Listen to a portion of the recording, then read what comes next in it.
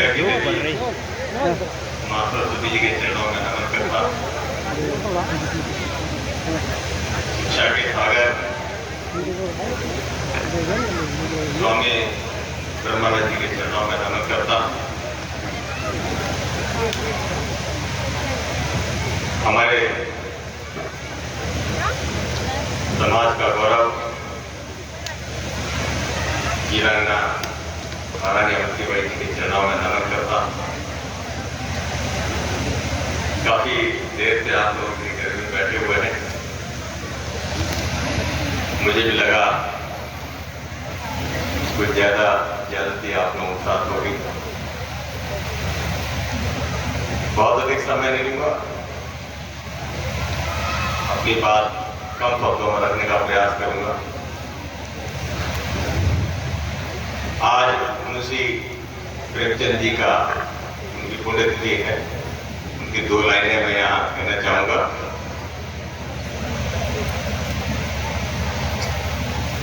क्योंकि आप लोग इस महाविद्यालय में पढ़ रहे हैं बच्चे बहुत सारे, तो आपने उनको उनकी कृतियां उनके ग्रंथ जरूर पढ़े होंगे। तो उन्होंने कहा, ख्वाहिश नहीं मुझे मशहूर होने की, आप पहचानते हो बस इतना ही काफी है।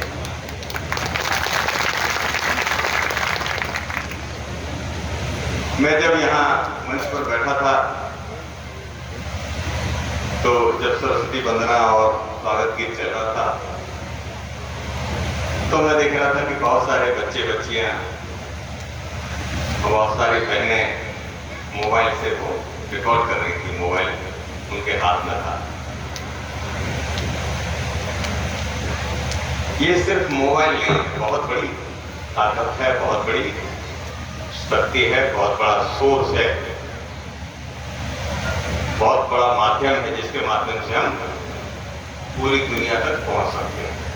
यहाँ बैठे हुए हम किसी को भी फोन लगा दें, अमेरिका में हो, कहीं भी हो, उससे बात हो जाती है। बड़ा अच्छा लगा, एक बहन वहां से चली आ रही थी तो हाथ में उनका मोबाइल दिख रहा था, मुझे भी दिख रहा था, सभी को दिख रहा होगा। और जब वो आके बैठी है सबसे पहले उन्होंने जो बच्चों के स्वागत गीत चल रहे थे उसको रिकॉर्ड किया हमने। तो इस मोबाइल की उपयोगिता क्या है?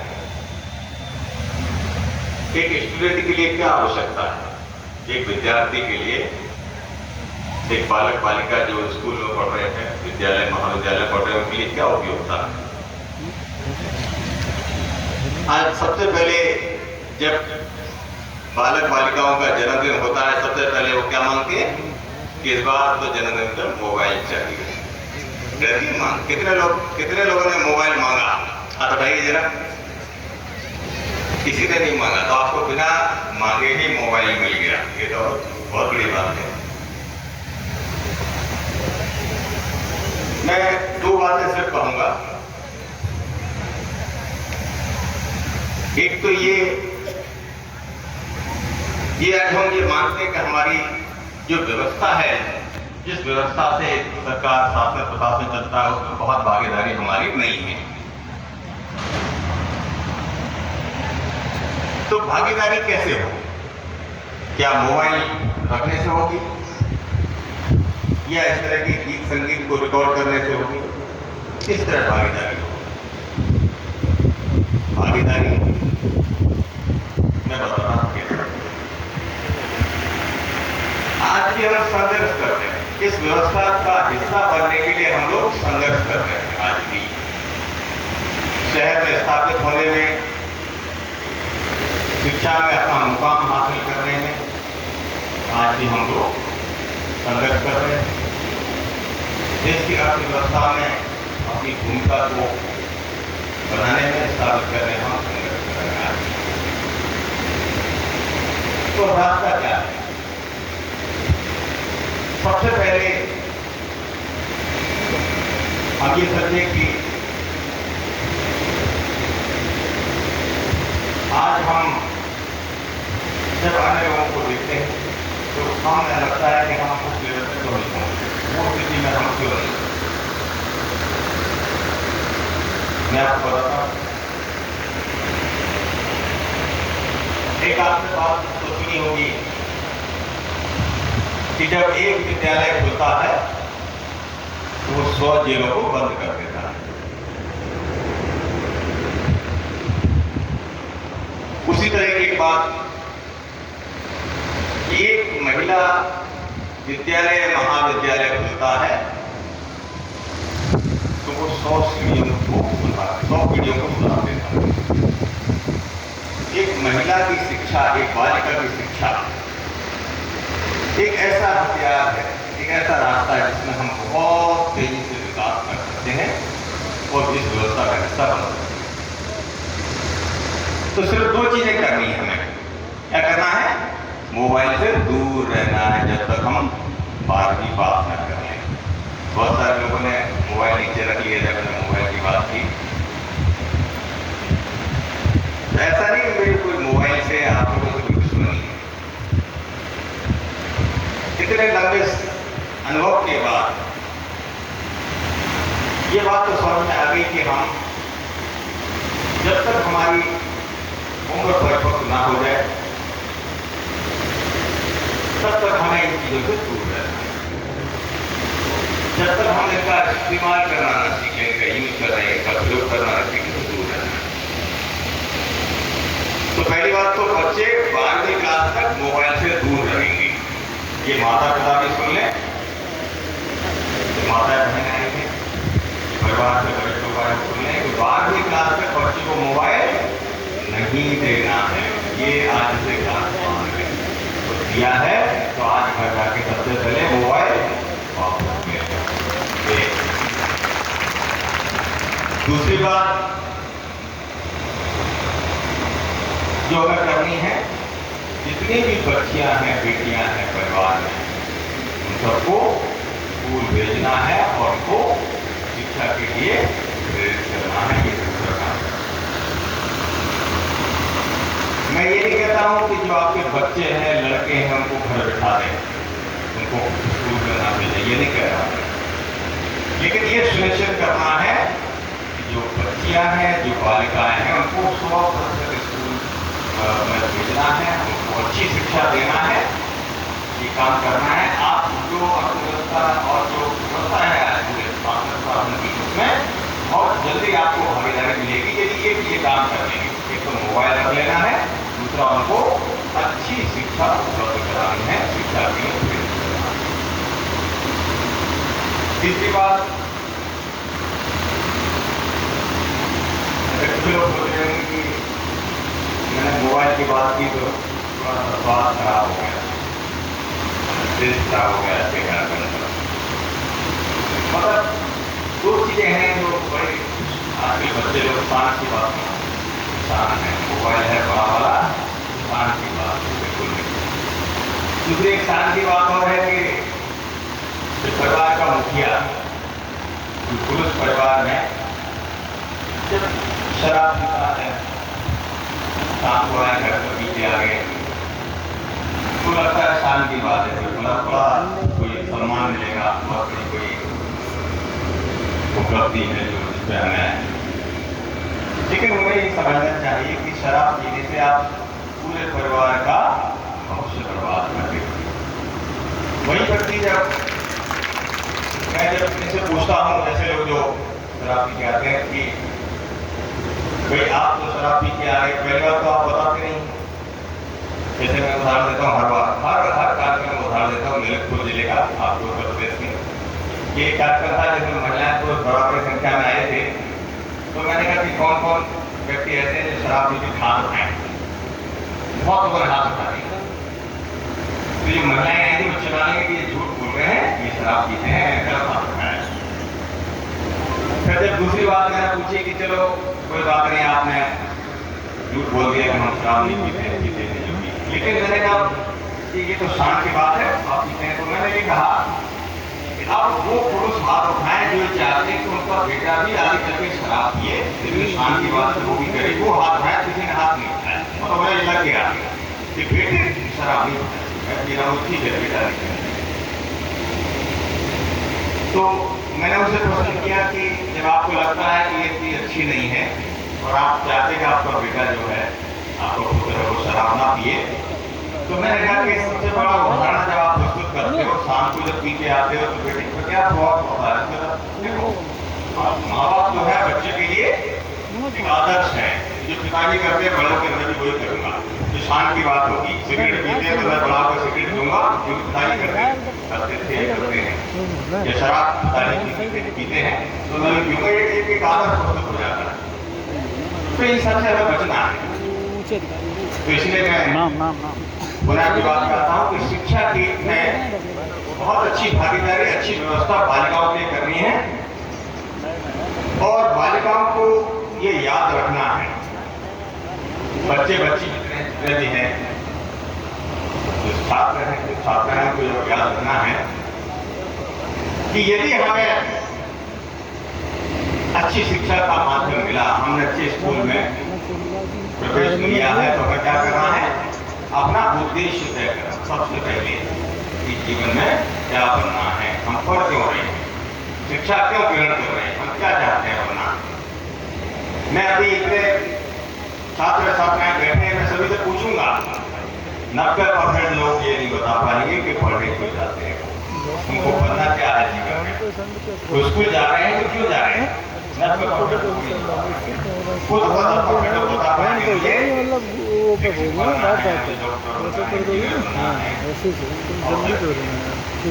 निकाल लेंगे शाम को। तो सबसे पहले क्या करना है?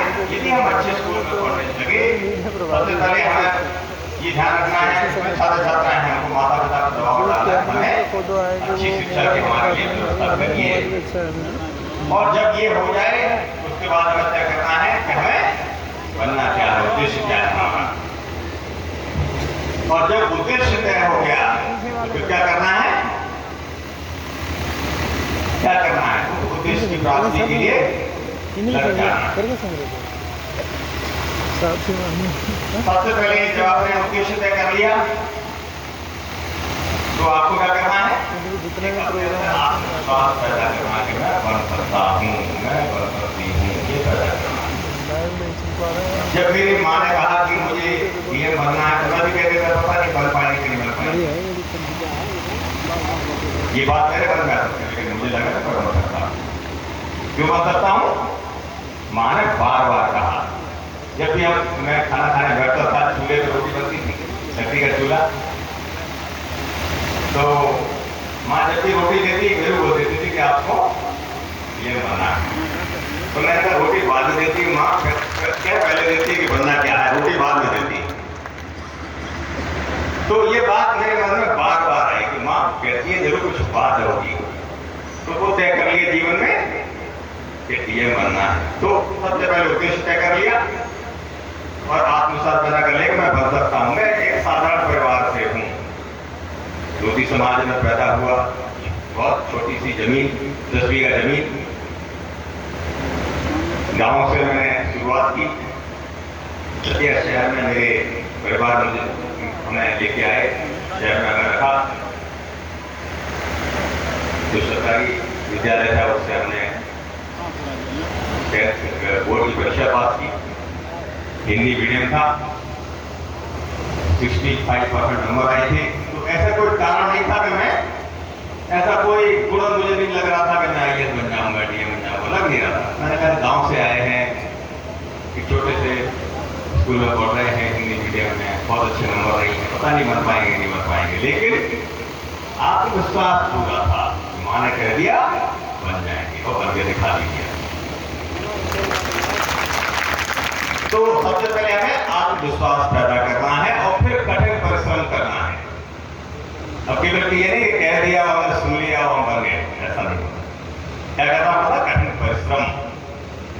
रात में 12 बजे तक पढ़ रहे थे। अभी मैं प्रश्न पूछूंगा, आप लोगों को अवसर दूंगा, आप लोग प्रश्न पूछ सकते हैं कि मैं कितने घंटे पढ़ूं कि मैं ये बन जाऊं, पूछ सकते हैं आप लोग। अभी मैं जो बच्चे हैं उनसे 10 बच्चों से प्रश्न कहूंगा कि वो जिनके मन में किसी तरह का प्रश्न मुझे पूछें। तो मैं भी 10 घंटे 12 घंटे मैंने पढ़ाई शुरू की, लेकिन रात में सोने नींद नहीं आती, लगता था कि और 1 बता देगा पढ़ एक वचन दिया था कि पूरा करना है, तो सोने के पहले लगता था कि एक चैप्टर और पढ़ लूं, और इस कारण कई बार 12 के बजाय रात में 2 बज जाते थे, लेकिन आनंद आता था पढ़ाई में। लोग कहते हैं कि मैं ठीक पढ़ रही हूँ, कैसे पता चलेगा? मैंने कहा जब नींद आपकी आंखों से दूर हो, आपको बिना पढ़ाई और अधिक पढ़ाई करने की लालसा आपके मन में हो, आपको लगे कि मैं थोड़ा और पढ़ लूं, उसके बाद मैं और काम करूं, मतलब आप ठीक रास्ते पे जा रहे हैं, तो ये लालसा आपके मन में होगी, तो कठिन परिश्रम करना है और फिर अनुशासन बना के रखना है। ठीक है, आप तय कर लिया कि पढ़ना है तो पढ़ना है। मैं थोड़ा उदाहरण देता हूँ कि मैं उसके बाद जब 10वीं से मैं जब बोर्ड एग्जाम किया तो कॉलेज पढ़ने गया, तो मेरे साथ एक मित्र भी गया, हम दोनों लोग पास थे, एक रूम में रहते थे हम लोग। तो उस जमाने में अमिताभ बच्चन की फिल्मों का बड़ा क्रेज था, तो जब कोई नई फिल्म रिलीज होती थी तो मेरा मित्र कहता था चलो फिल्म देखना है। उसे लगता था माता पिता तो यहाँ है नहीं, कोई देखने वाला नहीं है, फिल्म दिखाएंगे तो पता तो चलेगा नहीं, तो मैंने कहा चलो फिल्म देखना है। और मैं ये पिछले भी ये उदाहरण दे रहा हूँ कि कई लोग ये बड़ा गलत उदाहरण देते हैं कि हमने बच्चों को पढ़ने के लिए भेजा था, खूब पढ़ाई की और घर वापस आ गए, अब क्या करें, वो किसानी खेती के लायक भी नहीं, ये बड़ा उदाहरण देते हैं। तो मैं उनको ये जवाब देता हूँ कि क्या हमने वो जिम्मेदार जो आपका व्यवहार है, क्या वो जिम्मेदारी का ऐसा बच्चों में कराया? जो बच्चे आज स्कूल जाते हैं, पढ़ने जाते हैं, विद्यालय जाते हैं, तो क्या माताएं, ये परिवार का कोई तो पूछता है कि आज आपने पढ़ा क्या? 2 मिनट के लिए पूछता है। मैं मानता हूँ कि माता पिता बहुत अधिक पढ़े नहीं है,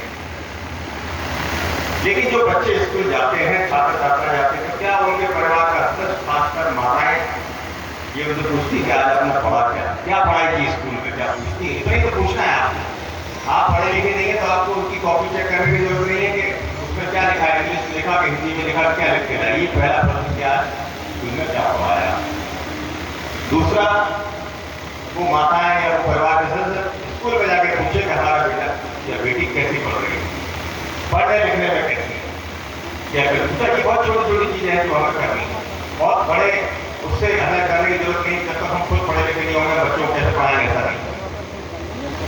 तो ये यथार्थ जो था वो मैंने बच्चों से सीखा कि मेरे पिताजी और माता जी रोज चेक करती थी, पूछती थी क्या पढ़ा आपने, पढ़ने में कैसा लगा, विषय को कठिन तो नहीं है, सारी चीजें पूछती थी। तो जब हम कॉलेज आए तो उदाहरण दे रहा था, तो मेरा मित्र बोला कि चलो अमिताभ बच्चन की फिल्म आई, देख लेते हैं। तो मेरे मन में एक प्रश्न आया कि बात तो ये ठीक कह रहा है, कोई माता पिता यहाँ हाथ में तो है नहीं देखेंगे कि मैंने फिल्म देखी कि नहीं देखी। फिर लगा कि ये व्यवहार ठीक नहीं, जिन लोगों ने मेरे विश्वास से हमें भेजा है इस तरह करना ठीक नहीं है। मेरे मित्र ने काफी दबाव डाला, तो मैंने कहा ऐसा करो आप फिल्म दिखाओ, मैं जब बन जाऊंगा तब देखूंगा, फिल्में तो इंतजार कर सकते हैं, भविष्य इंतजार नहीं कर सकता। तो मित्र भी हमारे थोड़े और अति उत्साही, मैंने उनसे कहा कि फिल्म देखी, मैंने कहा कि आप तो 12 बजे गए थे फिल्म देखने, 3 बजे आना था, आप 9 बजे आ रहे हो रात में। तो उन्होंने कहा कि जब फिल्म देखे निकला तो बगल की टॉकीज में फिल्म और लगी थी अमिताभ बच्चन की, मौसम हो गया, और इस तरह करते करते 3 शो देख के वो घर वापस आए। और उसके बाद जब मैंने इंजीनियरिंग के लिए NIT भोपाल से मैंने बीटेक किया है, इंजीनियरिंग में पूरी बोर्ड की परीक्षा होती है एंट्रेंस की, तो उस पर जब परीक्षा हुई तो जैसे होता है कि उसमें मेरा मध्य प्रदेश में 50वां स्थान आया वो परीक्षा में, और मेरा उसमें सफल नहीं हो पाया। ये उदाहरण है जो हम देखते हैं कि आप यदि इस तरह की माता पिता का जो आप पर विश्वास है, जो आपके संस्कार हैं, उन पर आप नहीं चलेंगे तो कभी सफल नहीं हो पाएंगे। मैं कई बार पूछता हूँ बच्चों से, बच्चों से 4 साल वाला पूछता हूँ कि सुबह उठते या सोते पहले क्या करते हो? तो कोई कहेगा कि हाँ सबसे पहले मोबाइल में मैसेज चेक करते हैं, किसी का मैसेज आया। मैंने कहा मुझसे पूछो हम क्या करते हैं? हमारे जमाने में मोबाइल नहीं होता था, तो हम क्या करते थे? सबसे पहले माता पिता को प्रणाम करते थे, उनके चरण छूते आशीर्वाद देते थे, हम ये करते हैं। तो आज के जमाने में बच्चों से पूछता हूँ तो कितने शायद ही कोई करता। यही संस्कार है, यही चीज है जो हमें आगे बढ़ाती है, हमें महान बनाती है, हमारे उद्देश्यों में सफल करने के लिए हमें प्रेरित करती है और हम जीवन में बन पाते हैं। ये संस्कार बचपन से होनी है। सबसे पहले हम सबसे पहले माता पिता को प्रणाम करें, उसके बाद करें। कभी लगता है कि ये तो माता पिता है, इनसे क्या हो, भगवान तो है नहीं कि आशीर्वाद दे दिया हूं बन गए। लेकिन मैं बता रहा हूं कि भगवान भी माता पिता के स्वरूप में होते हैं और ये मैंने साक्षात अनुभव किया। मैंने देखा है कि जब हम वो प्रणाम करते हैं माता पिता आशीर्वाद देते। मैंने अपने अंदर अनुभव किया कि पिता का आशीर्वाद, माँ का आशीर्वाद सुबह मिल गया, पूरा दिन आपका बहुत अच्छा लगेगा, आप पूरी ऊर्जा से भरे रहेंगे, पॉजिटिव एनर्जी आपके अंदर होगी। तो हमें अनुशासन बनाए रखना है, माता पिता की संस्कार का पालन करना है और सबसे आखिरी बात धैर्य रखना है। कभी हताश नहीं होना कि मेरे परीक्षा नहीं हो पाए, हताश नहीं होना, धैर्य बना के रखिए। कोई कार्य ऐसा नहीं जिसमें हम सफल नहीं हो पाए। मैंने कभी किसी व्यक्ति को ऐसा नहीं देखा जिसने प्रयास किया हो और इन बातों का पालन किया हो और वो सफल नहीं हुआ। कोई व्यक्ति आज तक नहीं मिला। यदि कोई व्यक्ति सफल नहीं हुआ तो इनमें कोई न कोई कारण एक रहा होगा। एक परीक्षा व्यक्ति को बैठ गया कि आपको तो नहीं सकता, परीक्षा कर रहे हैं नहीं, उसके लिए आप सफल नहीं हुए, प्रयास में अवस्था वृद्धि करनी पड़ी।